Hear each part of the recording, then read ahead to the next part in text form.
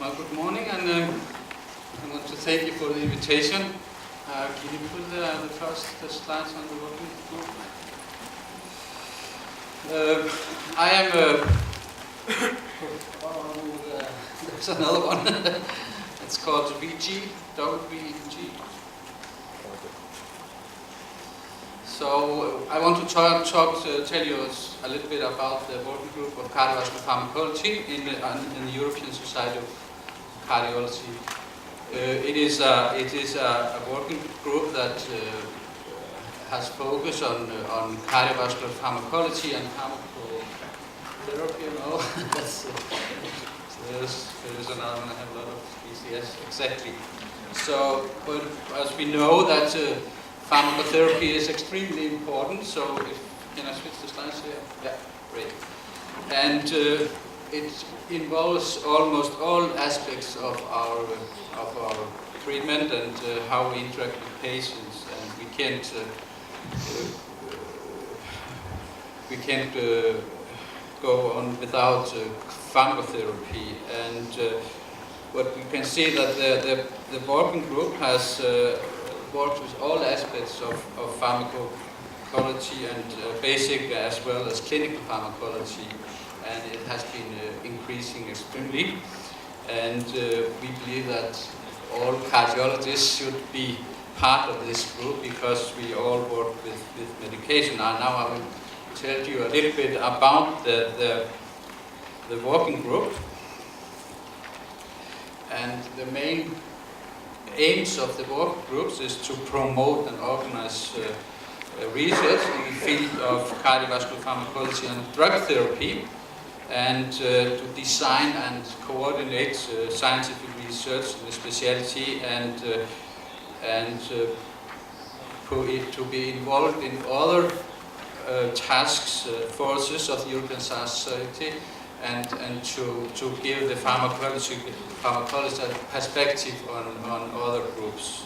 And we also really want to increase the number of members of our group.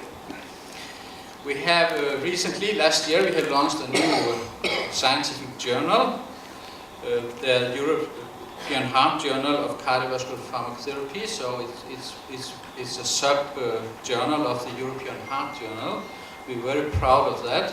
There have been 4 issues in 2015, and we wanted to grow and increase into monthly publication within the next 5 to 6 years. So there is an opportunity, if you have manuscripts, you have some research you want to publish it in this sub-journal.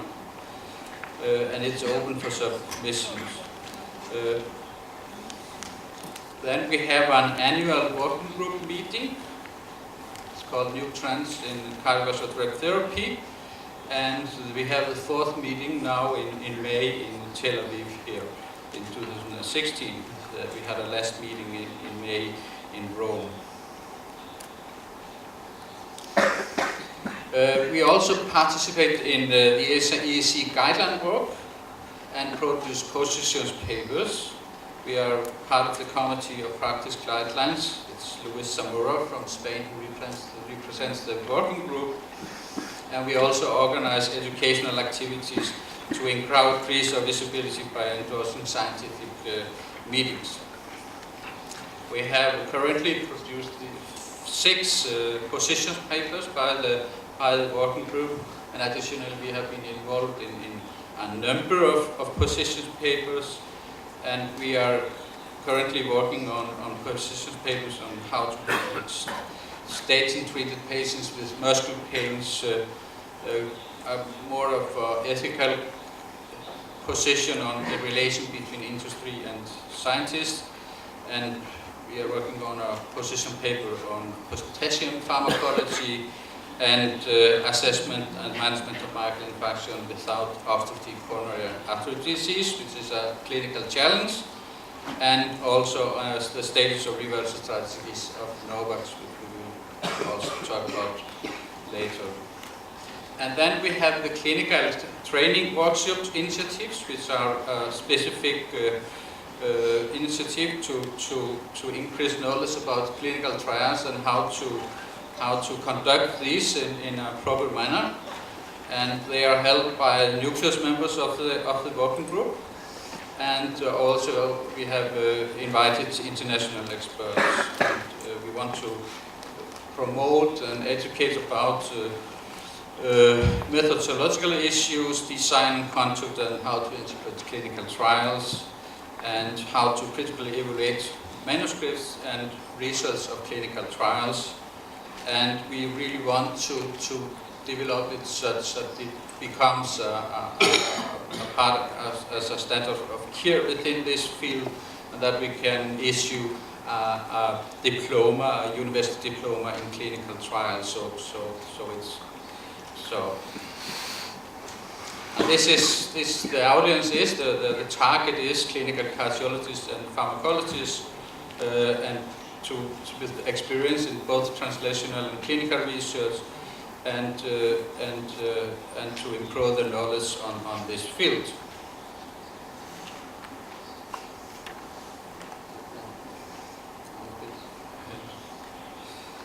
So we have had in 3 workshops in 2015 and in 2016 we have 3 workshops planned.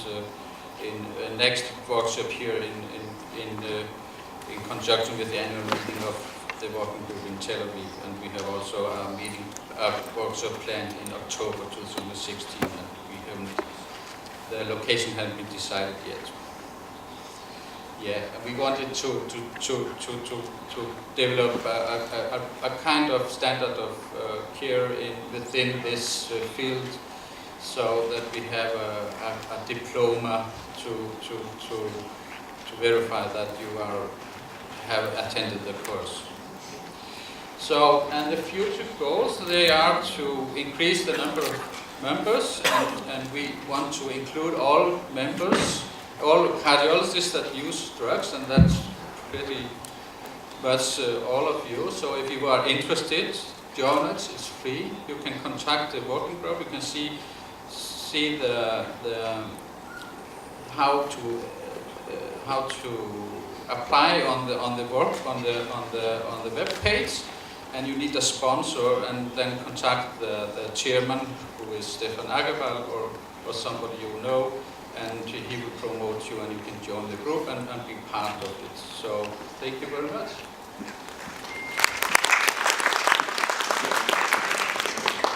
So thank you, Professor Gислon. I think we could start our first plenary session, and your first talk, please. Okay.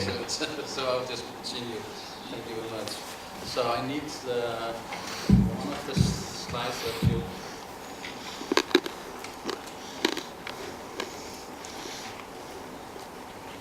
Перевожу. Профессор Гуннер сразу делает первый доклад. Great, thanks.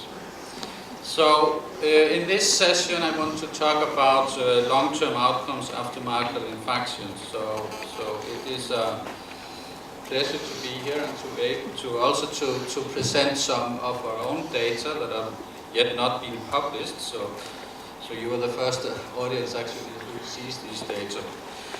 But if we look at cardiovascular disease in general, we see that it's a huge problem. Within Europe, cardiovascular disease is almost 45% of all deaths are due to cardiovascular disease in Europe. And we have seen the importance of cardiovascular disease is growing. We have seen, fortunately, we have seen that the mortality is falling, but still it is a major problem. So we need to address it. I come from a country, from Denmark, where we have had a huge success in reducing mortality of cardiovascular disease, and I want to just to show this figure. But we have seen that we have had a fall in the death rate, the number of deaths. These are absolute numbers, and these are from 1940. So this is over a 20-year period. We have seen almost a 50% fall in mortality due to cardiovascular disease. And what we have managed in Denmark is that cardiovascular disease, which is the red curve here, has succeeded to get under cancer, who has now replaced cardiovascular disease as the single most common causes of death in Denmark. And how do we manage that in Denmark?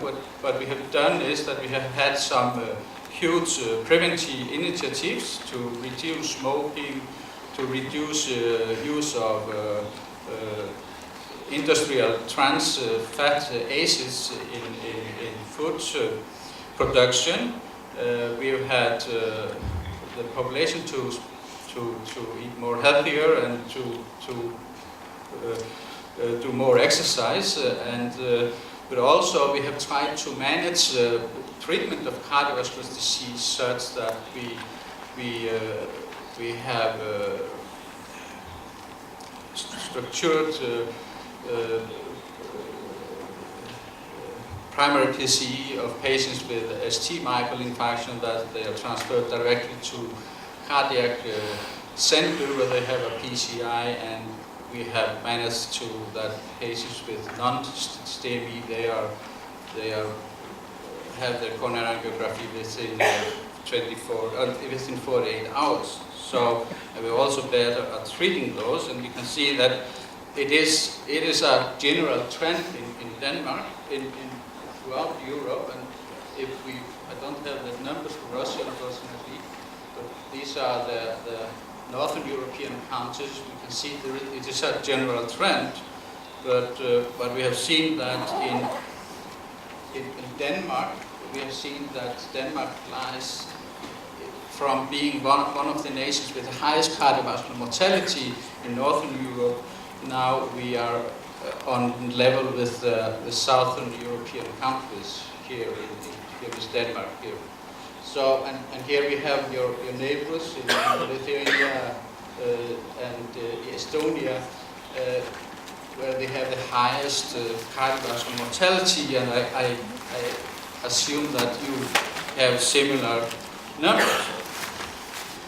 And here you can see this is the changes in cardiovascular mortality from 2005 to 2009, and you can see Denmark has the highest fall in cardiovascular mortality, about 8% or 9% compared to the Eastern European countries, where you have not had the same success as we have. But there is a great potential for you to improve this.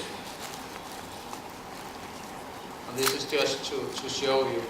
We have both had an annual change of 8% fall in mortality after myocardial infarction, but also from hemorrhagic stroke and ischemic stroke. So there's a wide trend, and we are very proud of this in Denmark. But again, we see that there are challenges throughout Europe about reducing cardiovascular mortality. And here you can see the case pattern. Oh, I'm a little bit. I have the presentation here, so I don't have to. But you can see here relative rate from 1980 to 2010 in Denmark, and you can see the 1-year case fatality after myocardial infarction has decreased from 50% to about 16% in general. So a huge fall in mortality. So it's a huge success for us in Denmark. And we can see the same trend across all age groups, and both among females and women and men. So it's a wide trend that we are achieving these better prognosis after myocardial infarction. And just these are from this is a regression analysis where we have looked at factors that have influenced. You can see compared to 1980s, we have a hazard ratio of 0.03. That is a more than 70% reduction in mortality after myocardial infarction. And this is a it has been a steady trend, so there is almost a linear fall in mortality. And we can see that there is actually no difference between women and men. And if we look at different age groups, we see that this is across age groups, and you can see that these are the columns here. You present the first two for men and women in 1978, and the other two that are almost for the younger age groups are almost not noticeable. You can see for the period of 2012, and you can see the huge fall among the youngest age groups under 60 or 70 years of age. We have also seen a huge fall among the elderly. And here, these are some data from our own. These are registered data where we have looked at patients according to the coronary pathology, the degree of coronary artery disease. And we have looked at we wanted to look at what are the factors that predict prognosis during the first year, when we can see that patients have had a recent myocardial infarction compared to on long term after the first year. And we know that the first year is critical. And you can see that this is the cumulative incidence of a combined endpoint of recurrent myocardial infarction, stroke, or cardiovascular death.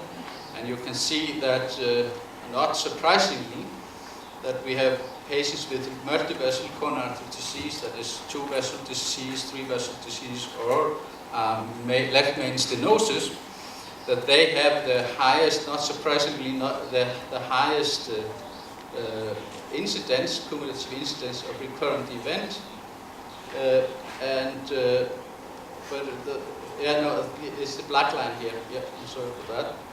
And these are patients with 1-vessel disease or no significant stenosis. They have actually very, very low incidence rate. But what is interesting is if you look at patients that are not referred to coronary angiography, they have the worst prognosis. And that's partly, and we see the same trend. This is for a long term. This is up to 9 years after the myocardial infarction. And you see that the patients who are not referred for coronary angiography, they have a very high risk and much higher than patients with multi-vessel disease that get revascularization. And this is interesting to see is what are the main prognostic factors during the first year. This is a regression analysis, multivariate regression analysis. We can see that during the first year, it is actually the coronary artery disease that dominates the risk. If you look at comorbidities, they are important, but it is basically mostly the coronary artery disease or the degree of coronary artery disease that is the most important prognostic factors for the population. And if we look at later on, this is long-term risk factors after the first years and later on, we can see the importance of the degree of coronary artery disease gets less important, and the comorbidity gets more prevalent risk factors. So we also need to not only to focus on the degree of the coronary artery disease. Of course, we need to revascularize patients if they have a significant coronary artery disease, but we also need to take care of other risk factors, other comorbidity, the diabetes, the cerebrovascular disease, if they have renal dysfunctions, because they are important later on if they survive the first year. Here we have also tried to stratify patients according to low and high risk category.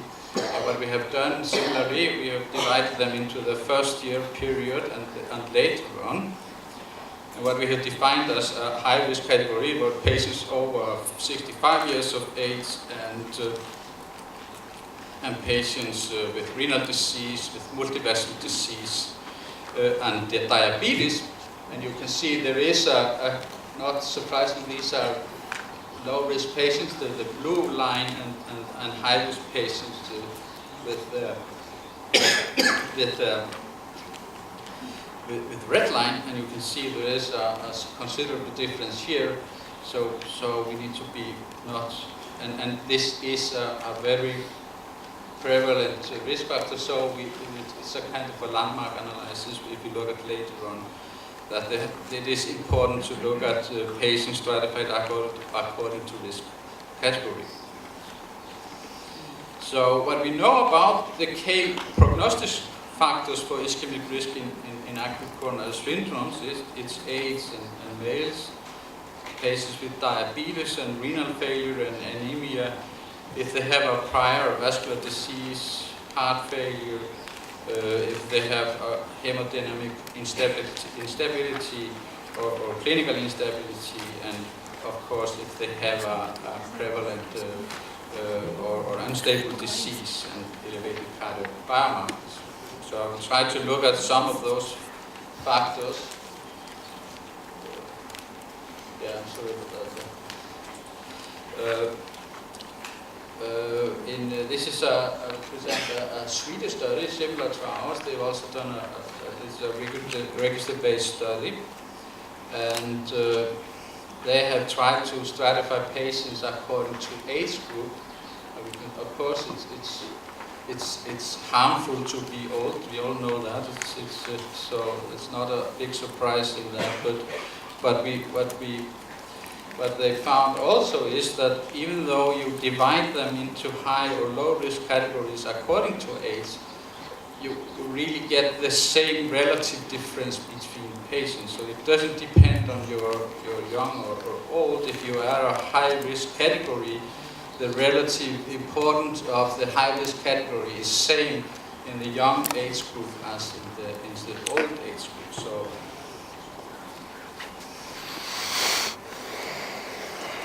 another thing that has been a much focus on is frailty in elderly patients, and what is somewhat describes the clinical situation or how patients are managing. Are they like fit and fight, or are they like they can't move around, can't get outside their own home? You can see that for elderly patients, that patients who are frail have a much worse prognosis, and there are a lot of there are many different ways of measuring frailty. Here is one classification where they have like patients categorized according to like general how they are managing in daily life. We have the best category, number one, patients who are very fit, robust, active, and energetic, commonly exercise, and then you have patients who are without active disease but less fit than people in category 1 and 3, and then you have patients with treated comorbid disease, well without much symptoms, and then you have like until you have patients who are severely frail, they're depending on others for the activities of daily life or terminally ill. So it is like important to look at patients. It's not the age, but it's really how they are managing in daily life. Are they like, can they go and shopping groceries, or are they depending on help from others, from the healthcare system, in other ways, from the or the cooking self and things like that. But just to show that frailty actually here they have divided patients into frail, non-frail patients, that is patients who are fit and fine, and patients who are very frail. And you can see that patients who have are in the frail group, they have a higher risk of rehospitalization and reinfarction, and they have less. We are treating them less, so we are doing less coronary angiography or revascularization of these patients, even though you have a much higher rate of their outcome, which was death, myocardial infarction, revascularization, hospitalization, bleeding, or stroke.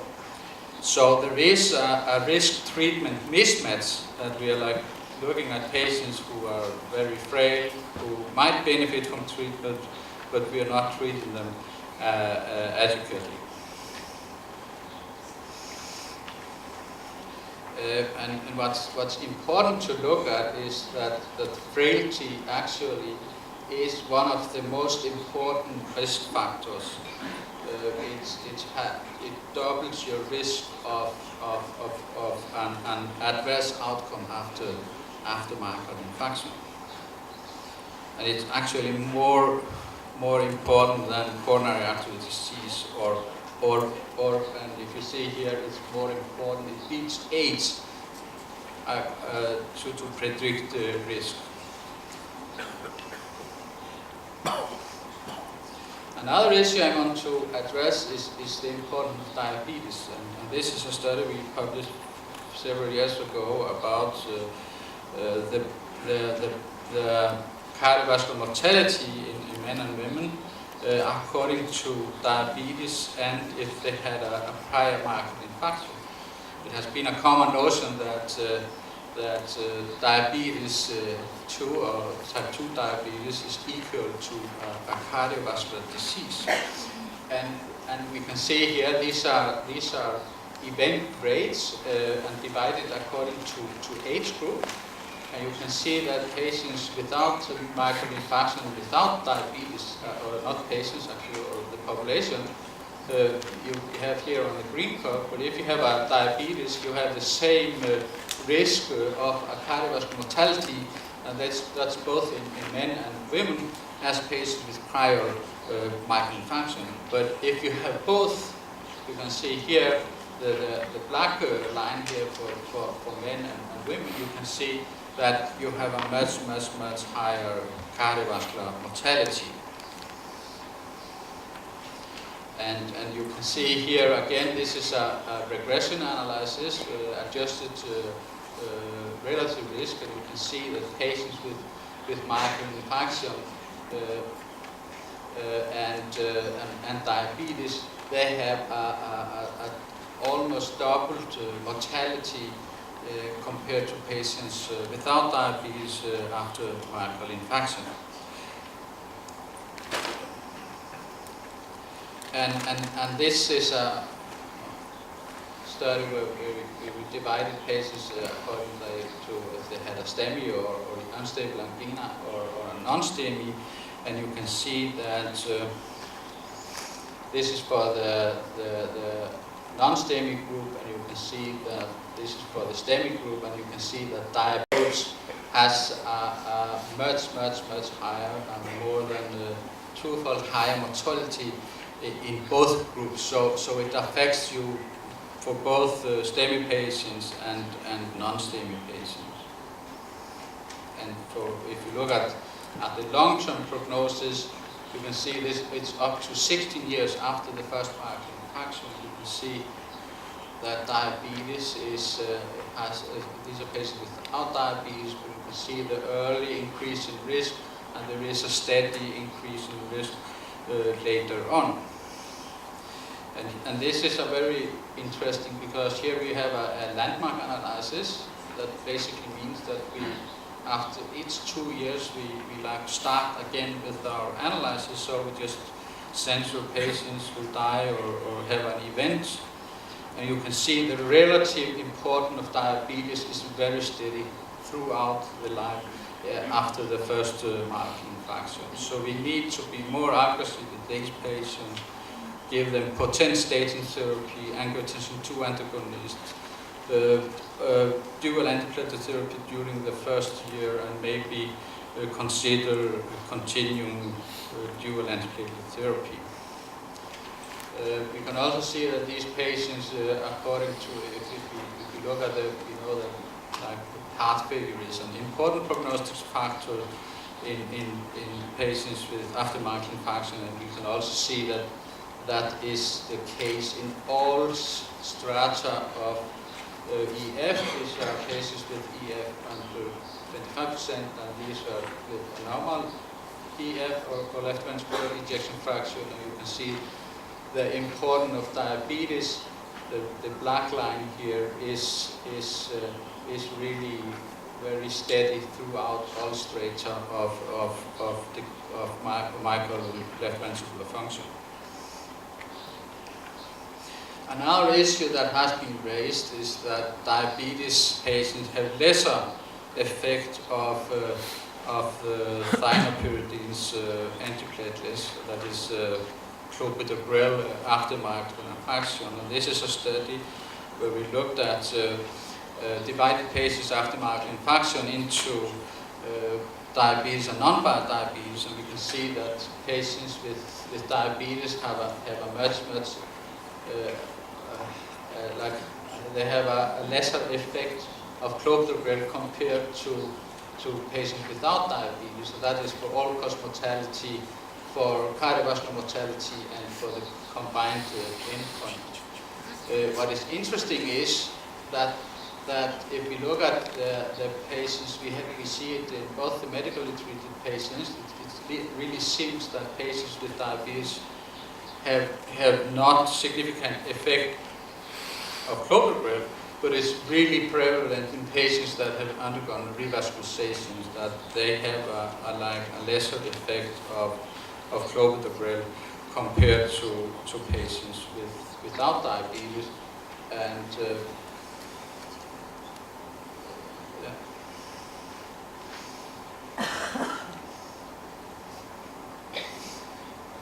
and this is for all, for mortality and for the combined endpoints also. So we need more effective antiplatelet therapy for these patients. Another issue is the prevalence of the risk of bleeding, because we have like a double-edged sword that we really want to give patients effective antiplatelet therapy to prevent ischemic events, but we also have the backside of it, which is that we increase the risk of bleeding, and we have like these prognostic factors for major bleeding we need to be aware of. And we also know that patients that atrial fibrillation is prevalent after myocardial infarction, and this is an interesting analysis where we have like tried to stratify patients according to degree of coronary artery disease, and we can see really clearly that patients, according to these are patients with one vessel disease, and here we can, on the blue curve, we can see dotted here, we can see patients with three vessel disease. So it's like a dose response effect that according to the degree of coronary artery disease, there is a higher risk of atrial fibrillation. But it is a clinical challenge, because what we know is that atrial fibrillation is we need to prevent stroke, so we need to give patients effective anticoagulation with warfarin or one of the NOACs. And just to show that this is a rather old study, but still good, is that we see that if you combine antithrombotic therapy, we increase the risk of bleeding, and we give patients clopidogrel plus vitamin K antagonist or clopidogrel plus acetyl or aspirin plus vitamin K antagonist. We quadruple the risk of serious bleeding, but we don't gain any effect on mortality. So the benefit is not on mortality. So, but we increase the risk of serious bleeding. And we know that bleeding is a very important prognostic factor in these patients. And this is just to show you that we have, like in the elderly patients, and we know that many of our patients we are seeing in hospitals are old. They are 70 years and older, and they have much higher risk of bleeding, and especially if they have a previous bleeding, or if they have a renal failure, prevalent cancer, or heart failure. And we also know that women have a higher risk of bleeding than men.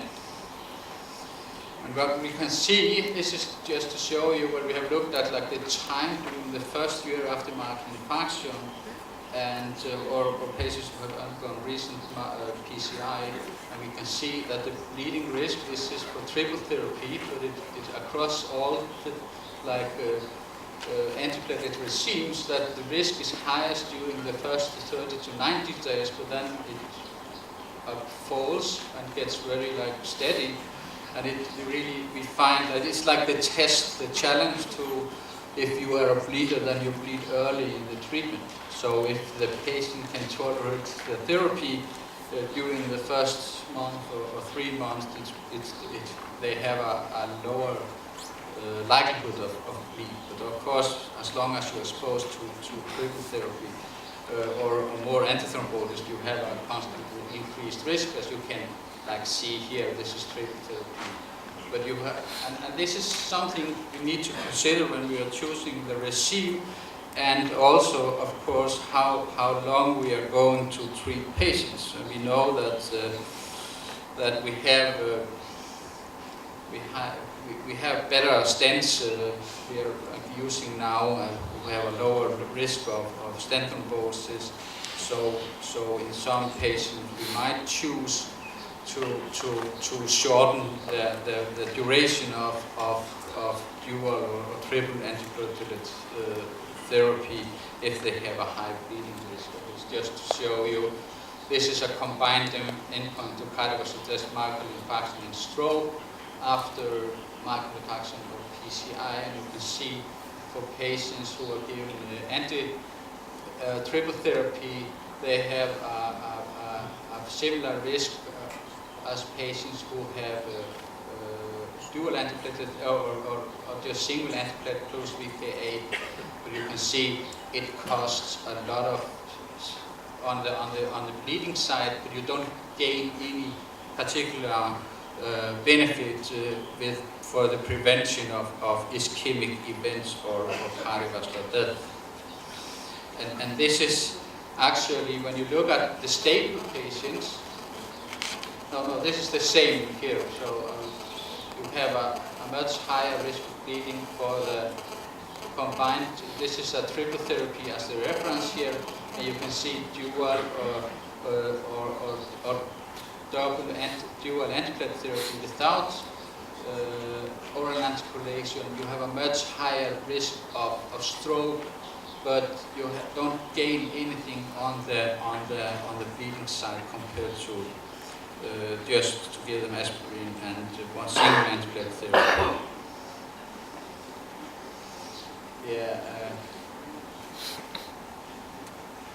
And as we know, the risk is highest.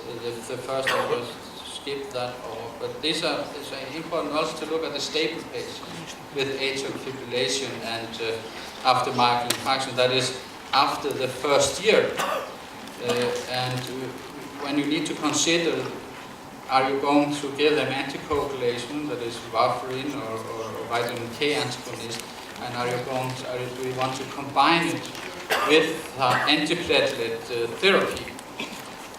That has been maybe a common practice. We have not been clear enough about it in the guidelines, but I think the consensus now is that after the first year, it's probably not, there is no benefit of combining oral anticoagulation with antiplatelet therapy. We know from previous studies, and we also see it clearly here, that you don't gain anything on mortality you can even increase mortality in patients where you give them dual or triple therapy after the first year compared to vitamin K antagonist alone.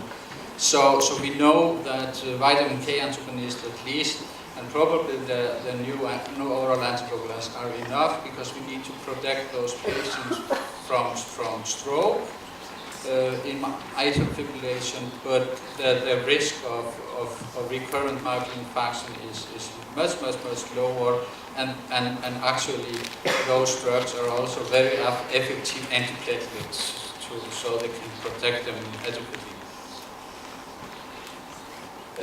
I think this was interesting because this is just like a review paper. We looked at risk, and these are actually data from Russia, and you can see that you are actually having a huge increase in cardiovascular disease here in Russia, but you're also like having other problems with injury and positioning here. But you have it seems like you're like lowering death rates from cardiovascular disease again later on. And I just want to highlight there are a lot of factors that we can do. If you look at smoking, for example, and these are for if you stop smoking, you actually lower your risk or like reduce your risk to almost anything within after 10 years or within the first 5 years. You like halve your risk of cardiovascular disease if you stop smoking. And I know smoking is quite prevalent here in Russia, so there is a lot of things you can do to try to reduce smoking, and one of those things is to make some campaigns and try to influence politicians to advocate smoking stopping campaigns or interventions, maybe higher price on cigarettes, which is quite effective to reduce smoking. So, but I think it's very interesting because if you think for cardiovascular disease, you can see how effective it is to stop smoke, because within 10 years you have the same risk as the population who has never smoked. And it's much higher effect on cardiovascular disease than on cancers and on COPD or chronic obstructive pulmonary disease. There is a lot of gain of stop or try to reduce smoking in the population. And the same is here if it's just in preventive strategies. If you try to reduce salt intake, to control blood pressure, stop smoking, you can actually reduce the risk of coronary artery disease by 25% in the population.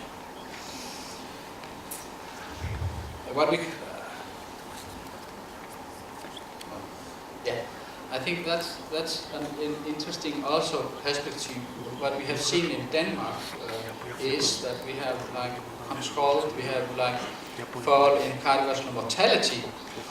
We have a very steady prevalence in cardiovascular disease. So we have approximately, Denmark is a population of 5.5 million, so we have about 50,000 new cases of cardiovascular disease in Denmark.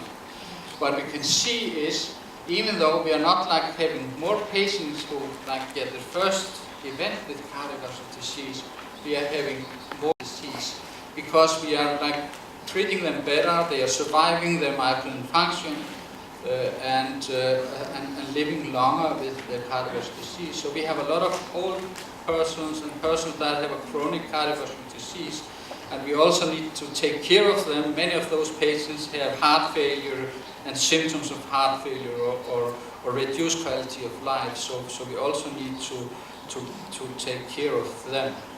So and there are a lot of also just to highlight, there are a lot of things we can do to improve prognosis, reduce smoking, take care of excessive use of alcohol, adiposity, blood pressure, serum cholesterol, and taking care of diabetes and hypoglycemia, and on diet and nutrition side. So there are a lot of factors we can try to influence to reduce mortality, both to prevent cardiovascular disease, but also to reduce mortality in patients with prevalent cardiovascular disease. So thank you very much for your attention.